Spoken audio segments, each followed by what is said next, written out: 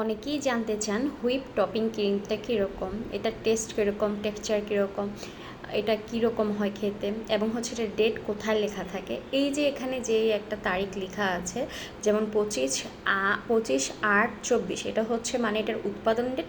So এটা হচ্ছে এখান থেকে 12 মাস পর্যন্ত আমরা হচ্ছে এটা ইউজ করতে পারবো, মানে খেতে পারবো, এটার ডেট থাকবে। আর এটা হচ্ছে ওপেনিং, কিভাবে ওপেন করতে হয় সেটা দেখাচ্ছি। আর এই টেস্টটা হচ্ছে দামে কম, মানে ভালো, মানে হচ্ছে একদম রিজনেবল প্রাইসের মধ্যে আপনি এই ক্রিমটা পেয়ে যাবেন কেক তৈরি করার জন্য। এবং খেতে একদমই কি বলবো, খেতে ভালোই মজা আছে। আর এটার টেস্ট হচ্ছে একদম ভ্যানিলা আইসক্রিম আছে যে, একদম সেটার মতো টেস্ট।